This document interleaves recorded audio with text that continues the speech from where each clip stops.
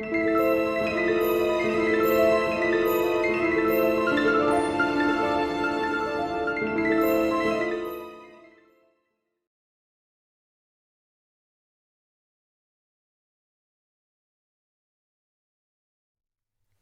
excellent example of sfumato is the Mona Lisa. In this painting, the Mona Lisa, probably his most famous painting, we see some chiaroscuro for sure, right? These areas down in here are so dark we can barely see any details in there. And think about this: that is very different than what was being done in the north, right? With people like Jan van Eyck, who they wouldn't have done something like that, right? They would have included every single little tiny bitty detail that would have been in that shadowy area. But Da Vinci says, no, that's not how our eyes see, right? When light hits our eyes adjust to that light, and certain areas get pushed really dark, and we don't see as much detail in that. You know, that happens, say, when we walk from a very bright outdoors area and then step inside. There's that brief moment where we can't see a lot of the details, or if we're in a dimly lit room, but there's one thing that's nice and brightly lit, well, where the light hits it, we see it really well, but in the shadowy side, a lot of detail gets lost. He's playing around with that. He wants us to see things in that way. That's chiaroscuro. The sfumato we get in the very delicate gradients from light to shadow, right? Where there's this light area on her cheeks, and look at how softly it's blended until you get to the shadow area, right? There's this really gorgeous little gradient that's happening there, as opposed to, again, what we saw with, say, Giotto, where Giotto probably would have given us one harsh shape of light there and one harsh shape of shadow there, right? It would have just been two shapes of color right next to one another. He's blending that edge, giving us that impression of how light hits an object, in this case a face, travels back through particles of air, comes into our eyes. The focus is then softer as a result.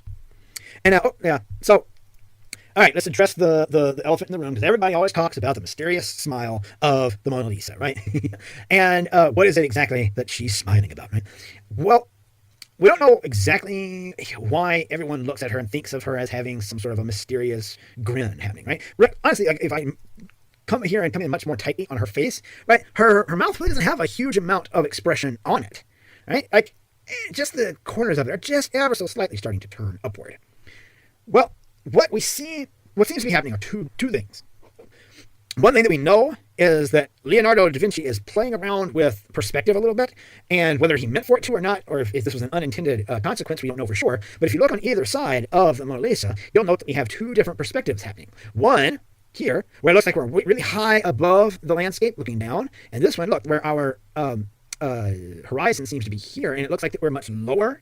And so there are these two different perspectives, and what we know is that there's something about the torque of those two perspectives twisting in our brains that want to feel like they're tugging at the Mona Lisa's the corners of her mouth, which makes it seem as if she's just about to start smiling.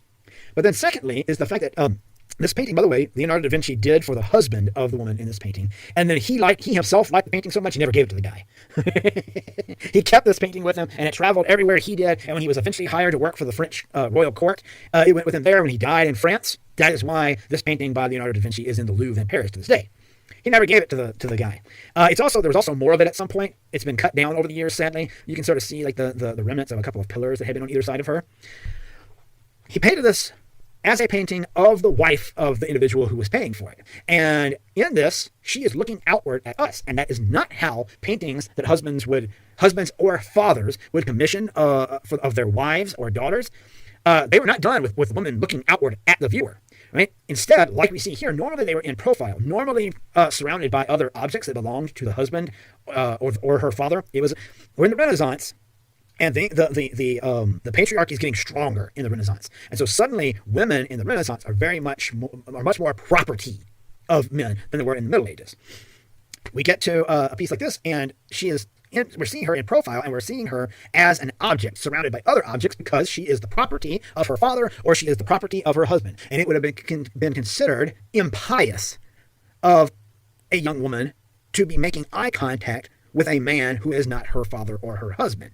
So when Mona Lisa is looking outward at you, that would have been considered almost scandalous. Like, what is she up to? Why is she looking at me? She shouldn't be doing that. That kind of thing. Right? Here's the thing. During the High Renaissance, as I was alluding to in the early Renaissance, art is moving into the universities. Again, you go to the universities to learn a liberal art and how this being art. If you're a woman, there are very few places you can do that. And so suddenly women have a hard time breaking into the art scene in the Renaissance because the patriarchy that says you are property of your father until you are property of your husband is now stronger in the Renaissance than it was in the Middle Ages. And two, the thing that you want to learn, in this case art, is no longer considered a craft. It's now considered a liberal art that you need to go to university to learn, right? And it's because of these genius artists that we're looking at now that shift starts to happen, because they are starting to equate what they do, painting, drawing, sculpture, what have you, with the sciences and with philosophy and all these other pursuits that one had to go to university to learn. So if you stick around with Professor McIntosh and myself next semester, I'll dive into a few women who were working at this point in time as well, and we'll look at the hardships they had to go through in order to even get their artwork out there to be seen. Michelangelo is our third Ninja Turtle. He was born in 1475 and died in 1564. He lived longer than any of the others that were looking. He lived later, I guess I should say. His full name is Michelangelo Buonarroti, but he's Michelangelo. If you say Michelangelo, everyone knows who you're speaking of. Italian sculptor, painter, architect, and poet. He also considered himself a Renaissance man. He was trying to do it all. He was born to a noble family, so he had money, and but then went to Florence to be trained in art, a pursuit that his family didn't always approve of, because again, he was born to this wealthy noble family. They wanted him to continue their name in that way. He trained under a student of Donatello. Right, so Donatello has an apprentice. That apprentice then takes on Michelangelo. So he's only just like one or two steps rather removed from Donatello. Then, when the Medici are expelled from Florence for a little while, there's a little bit of time, he flees that area and then goes and works for many years in Rome, because now again the church the church is looking for art for its purposes at this particular moment in time. And Pope Julius II at this time loves Michelangelo, and he sort of sees Michelangelo as his own personal artist that he has in his pocket. The relationship between these two was a fascinating one, where Michelangelo absolutely resented everything that Pope Julius II was putting him through. But it's the Pope. There's only so much you can say against the Pope, the vicar of Christ here on earth. This is one of his earliest pieces, the Pietà, where Michelangelo is in his 20s when he makes this. The Pietà is an imagined scene. It's not something that Michelangelo invented. This is a scene that's been used in other artworks. But it's an imagined scene where after Christ has been taken down on the cross, Mary mourns over him. It's not the lamentation, but it's similar thematically. This is Michelangelo's preferred medium. He preferred carving hard stone, like marble, and transforming that hard stone into flesh and fabric. This one in particular he carved for a French cardinal in Rome. And what is interesting about it is that he starts to break away a little bit from some of those Greek and Roman perfect proportions, right? Those mathematical proportions. Now, they're still that pyramid shape, right? The whole thing is in a pyramid, a triangle kind of shape. But he plays around with the proportions. The proportions suit the emotional needs of what he's doing, first and foremost. Because Mary, you'll notice, look, if Mary stood up, that woman would be huge. She'd be like 9 feet tall. She's been made oversized. Why? So that she can cradle Jesus. Jesus, who at this point would be a 33-year-old man, right? But she's cradling him in her lap and mourning over him. And in order to then also call to mind Christ as a baby in Mary's arms, Jesus needs to be a bit smaller. Then the two of them are idealized, right? Look at Mary over here on the left. That does not look like a woman who could have a 33-year-old son, right? She has been idealized and made to look young, youthful, classically beautiful. And even Christ himself, who by this point should be beaten, battered, and bloody, right, looks like some GQ model who just happens to have fallen asleep to take a nap, right? Right, that's that idealism that's being pulled from ancient Greece, but then you see Michelangelo twisting it to his own purposes, because although he idealized both of them in this way, he didn't idealize them in their proportions. Another one of his very famous pieces is David. This is a sculpture of David done between 1501 and 1504. Now, two generations, 2 steps before him, Donatello had also done a sculpture of David. I took it out of the lecture because these 2 lectures were just getting out of hand. I needed to edit it down some. But what I explain normally with that particular piece that Donatello did is what I was mentioning a moment ago, that Florence sort of saw itself as David to Rome's Goliath. They saw themselves as constantly fighting with the Roman Catholic Church because they were just too independent. The church wanted to bring them back in and get them under their thumb, and Florence sort of saw themselves as the new, young, up-and-coming sexiness, right? And the old church just needed to leave them alone, let them do their thing. And so whenever you see a Florentine making a statue of David, understand that David is a stand-in for Florence at the time. At this time, Michelangelo is in Rome. He gets called back to Florence. The Medici are back in power again. Florence isn't so much in turmoil anymore. And he is asked to take this block of marble that was in poor condition. And another artist before him had been trying to do something with it and had abandoned it. And they're like, can you take this? Can you make something? Can you do a David for us? And he says, sure. He goes for it. He takes this block of marble abandoned by a previous sculptor. And when finished, the Florentine government loved what they had so much that they decided not to put it way up high on the cathedral where it was planned to be, but put it outside the main government building on a much lower level so that everyone would be able to see it. But again, he played around with proportions. And he knew that this was going to be seen when he was making it. At least the plan was that it was going to be up a high pinnacle on the cathedral in Florence. And so his proportions, you'll notice, aren't quite right. Like, it looks normal enough. We take just a cursory glance. Then you start paying attention to things like the fact that if we look at just David's head and neck, right, and how from the top of his head to the bottom of his neck is almost the same size as his entire torso. Right? And then his legs are like extremely long in comparison. And that's because he was expecting for people to be way down below looking up at this thing. And so the head needed to be much bigger, the legs needed to be much longer, so the whole thing, when compressed, because we're looking at it from down below, everything would look correct. The hands, you may notice, look really huge. And one of them's even a little bit, the one here is even a bit larger than the other. But God, Michelangelo taking hard marble, hard substance, and getting it to look like flesh. And not just flesh, but flesh pulled over the musculature and the veins and the bones that he knows to be under there because he has studied anatomy as well. That stuff is incredible. And it's why he's arriving at the right place at the right time as a genius artist at a time when there is a market for that kind of genius. And the look on that face, right? Again, you have to know that whenever you see a Florentine making artwork about David, David is Florence. Goliath that he's fighting is Rome. And in this case, you can see him. In this case, it's just before the battle with Goliath. He's just about to kill Goliath. And you see him with the sling over his shoulder and him staring off into the distance, we can assume at Goliath, and sizing him up. How am I going to beat this guy? But look how resolute. He's certain that he's going to do this. He's giving Goliath some serious side-eye. And that's how Florence felt at the time. They felt like, we're stronger now. We can take you on, Rome. Just try to come at us, that kind of thing. Another hugely famous piece of his, let me get myself out of the way, is the ceiling of the Sistine Chapel. So the Sistine Chapel is the chapel in which all of the cardinals get together to vote on a new pope whenever a new pope is needed. He got called to Rome, Michelangelo, and was told that he was going to be sculpting Julius II's funeral monument. Because he wanted that done before he died, But instead, as I told you, Julius II sort of saw Michelangelo as his personal artist that he could do with as he pleased. And so when Michelangelo arrives, he's like, psych! What I really want you to do is paint this ceiling. Well, Michelangelo says, dude, I'm a sculptor. I'm not a painter, right? This isn't for me. And Julius says, you'll do it, or I won't let you do the funeral sculpture. And what we get is this guy who claims that he is not a painter, who does one of the most incredible and most important pieces of two-dimensional artwork in all of Western history. This ceiling is humongous. It is amazingly detailed. He paints like a sculptor. When you look at these, he's not painting with that chiaroscuro that Da Vinci uses. He's kind of still painting a little bit like Giotto, right? Because he's thinking like a sculptor. He's thinking bulkiness and light and shadow, that kind of thing. And he designed it in a couple ways. He did this where the whole big central portion here that whole portion is made up of scenes that are stories from Genesis, from creation up through the story of Noah's Ark and ending with Noah's drunkenness after the flood.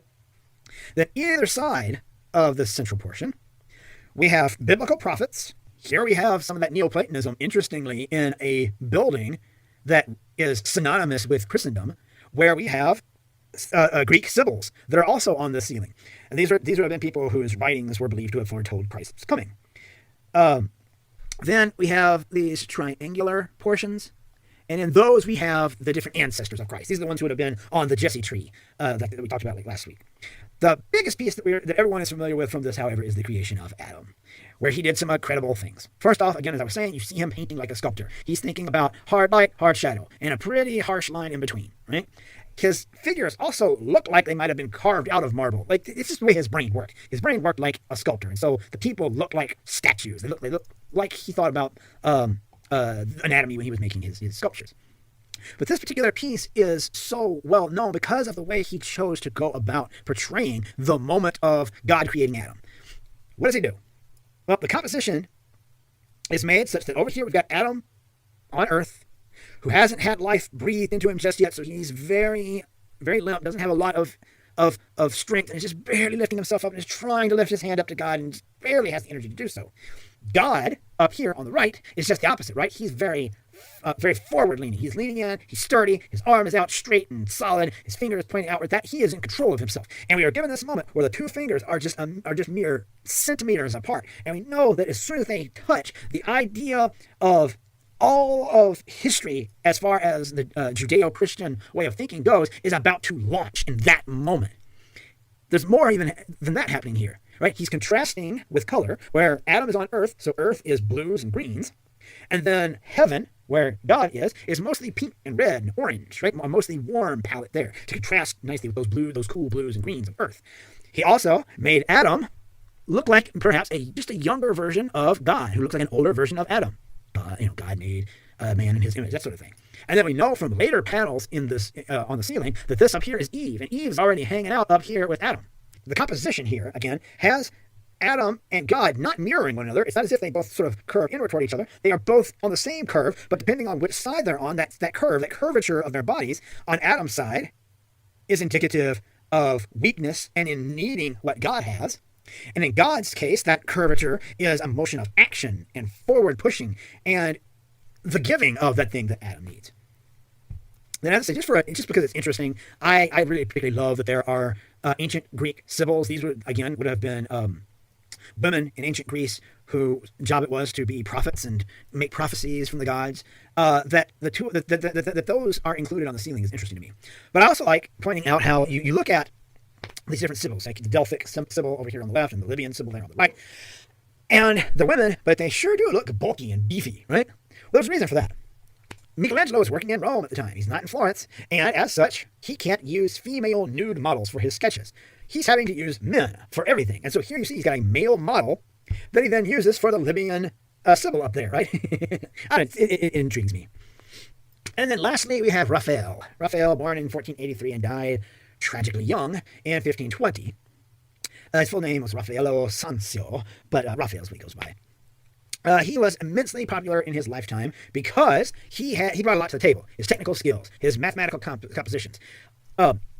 Unlike Leonardo, right, who was a procrastinator and never seemed to get things finished, and Michelangelo, who was kind of a hothead and couldn't get along with his patrons often, Raphael was extremely agreeable. He was maybe the consummate yes man, like, yes, I can do that for you. Whatever you say, I'll make it happen. That kind of a guy. Right?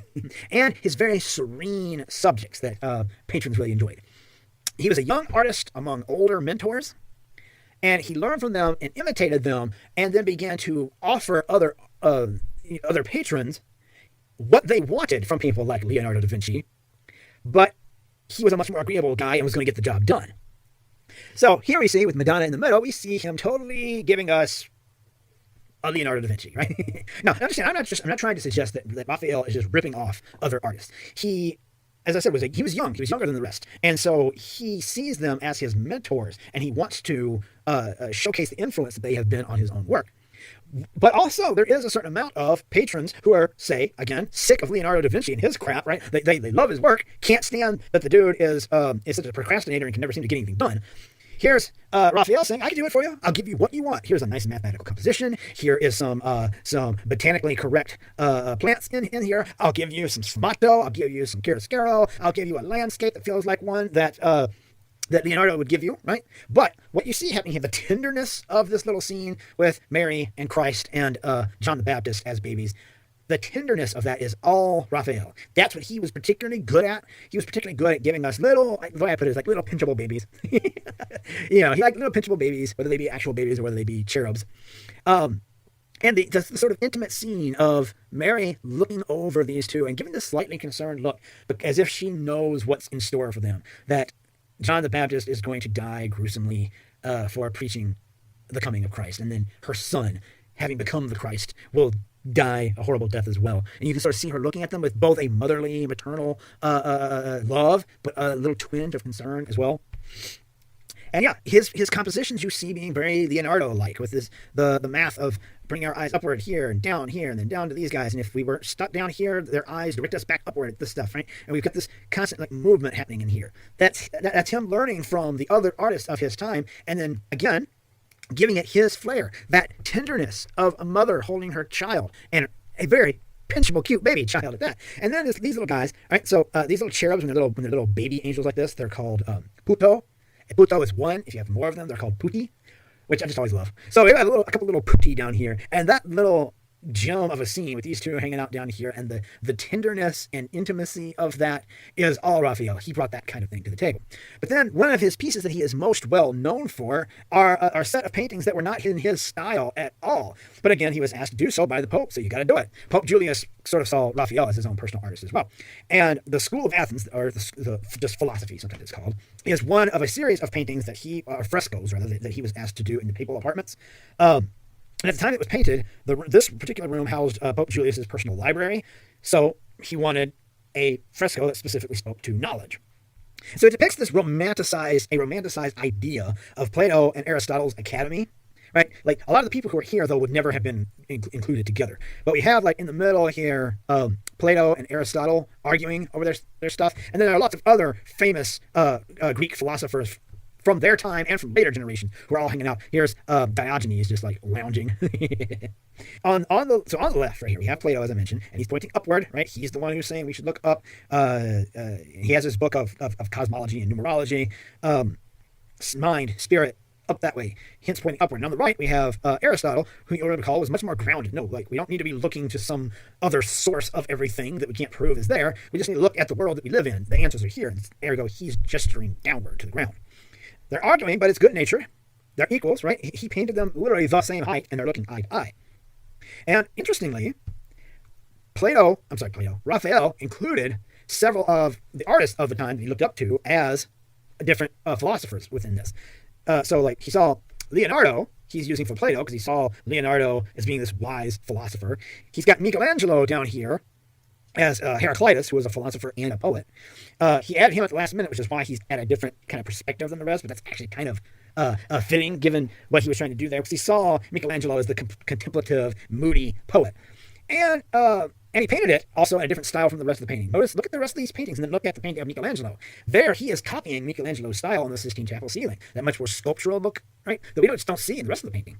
And he included a little self-portrait of himself, and he's staring out at us rather than listening to all the other discussions. It's kind of like, yeah, I did this moment. And I like that. I like that about Raphael. And that's finally it. But anyway, that was the Renaissance. There's so much more we could go into. There's stuff happening in the North during the High Renaissance as well. We didn't even get to touch on mannerism. Maybe I'll try to at least touch on it a little bit before we get into the Baroque. But anyway, yes, that is the end of what you're responsible for from me before the first quiz that you'll take in week 3. All right. Thank you for being patient and making it this far with me. Take care. Bye.